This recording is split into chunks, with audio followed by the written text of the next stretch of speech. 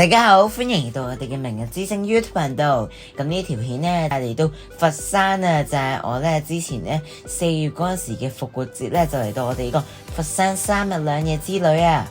而呢度呢，就係佛山嘅一個名勝，就係呢嶺南天地啦。咁佢就將一啲名人嘅古蹟啦，又或者名人嘅故居咧，去咧活化咗嘅。你睇下呢個咧就係簡氏嘅故居啦，佢仲會咧將佢咧活化咗好多唔同嘅商店啦、書店啦、餐廳啦。呢度咧仲有一個大眾嘅建築物啦，全部咧都係好靚嘅。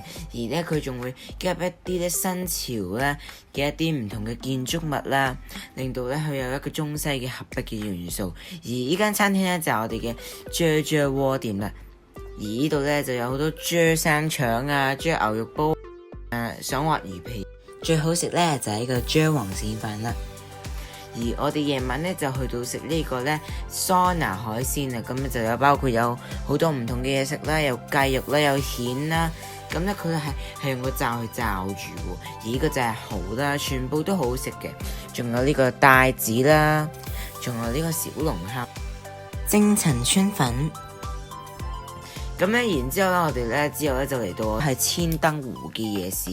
其實咧，因為當日咧就落大雨啦，所以咧好多鋪頭都冇開。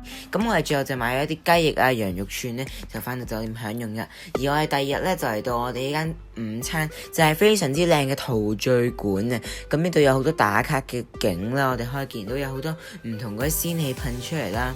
咁咧呢一張相我覺得字好有型啊！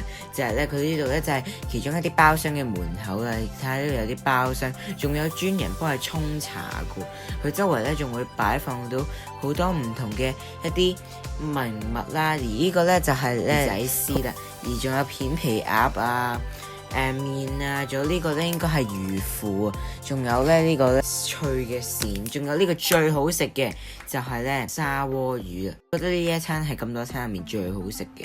而呢個咧就係呢個茶室啦，係啦，就係佢呢度咧周圍咧都好似擺放咗好多唔同咧嗰啲以前嘅藝術品係嘛，文化好有文化。你睇下連個廁所咧都特別有咧一個意境喺度嘅。所以咧，所以我覺得呢一間餐廳咧係非常之好好，而呢間餐廳好似仲攞咗米芝蓮嘅一個等級啦。咁咧，我哋咧餐廳嘅門口呢度出到去咧，其實咧係好靚嘅。你見到有好多仙氣啊，好多花草樹木。原本咧呢一日咧係咧落雨，所以咧我哋最後就搞到冇得影好多靚相。我哋食完呢間陶醉館之後呢，我哋呢就行咗出嚟呢一個呢南豐古道呢，行幾步路呢就到咗呢個馬槽瀑布啦。呢度呢仲見到隔離呢個馬槽瀑布呢，係見到有啲歷史係講緊呢佢有啲乜嘢嘅喎。仲有呢一個呢，就係一個塔呢，都係一個比較呢著名嘅景點嚟嘅。而我哋呢嗰日就去到呢個係一生必看的演出啊，千古情啊！嗱，佢呢度呢就係呢好似一啲中國式嘅主題公園咁啦，佢咧就有好多唔同賣嘅，例如賣衫啊、賣嗰啲古物啊、賣名人嘅，唔係賣古着啊，咩都有嘅。佢仲會賣一啲酒啊，所以咧全部佢都係咧一啲好似遊客勝地咁樣啦。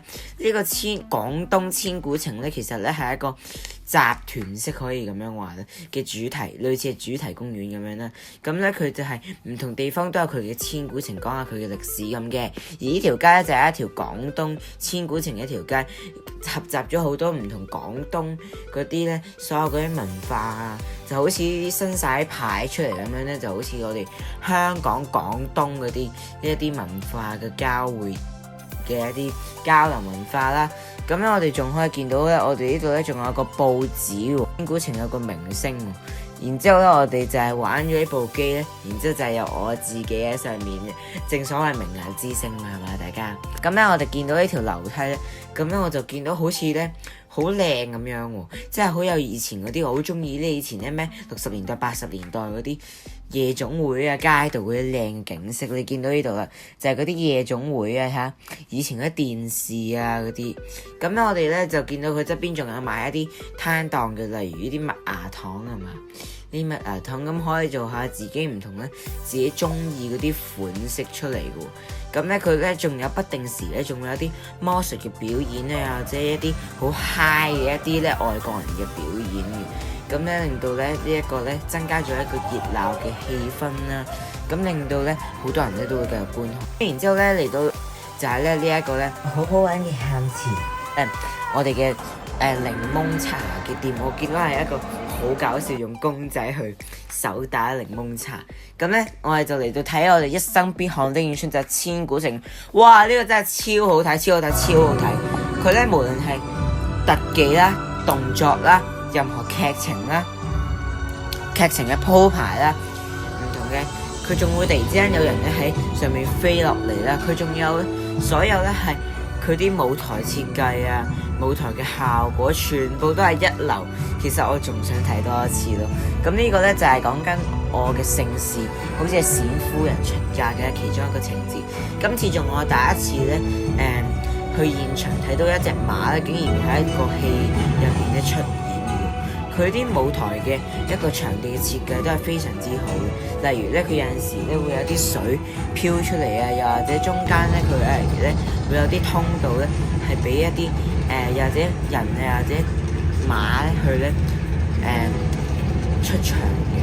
咁咧你見到咧呢度咧佢仲有好多煙噴出嚟咧，就增加咗佢哋嗰個咧即係好似有啲真實場景嘅一個咧意思。嗱，我哋見到咧其中一個舞台佢一個場地設計咧就係中間有條通道，佢就係隔開咗個通道，就係整一個俾馬跑步嘅機啦。其實我想講咧，好彩我哋咧偏離咧中間嗰個通道遠啲，如果唔係咧就會成頭都係嗰啲馬嗰啲毛。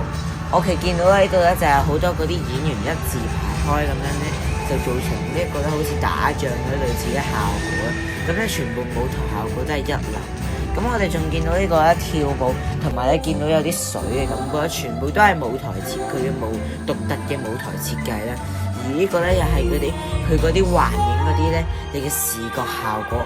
所以咧視覺效果啦、舞台設計咧、場地設計咧，佢所有嘢嘅鋪排啦，又或者特技啦、鋼繩，所有嘢都係一流。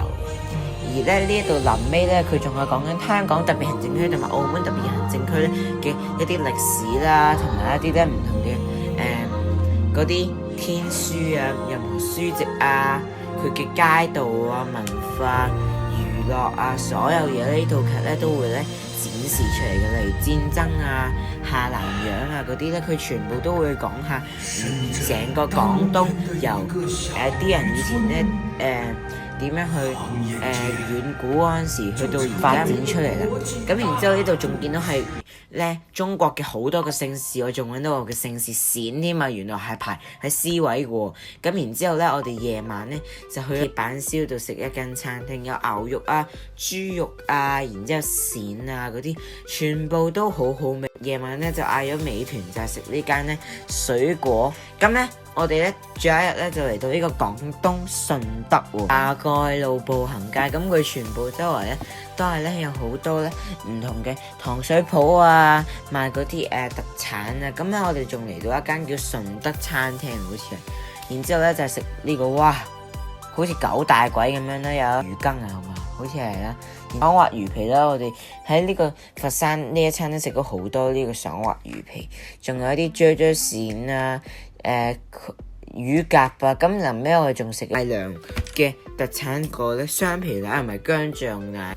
多謝你收睇我哋呢一條嘅片段，我哋呢一個3日2夜嘅佛山之旅咧就完結咗啦。不過記住大家繼續按讚、訂閱同埋分享我嘅明日之星 YouTube 頻道。我哋下一條片再見啦，拜拜。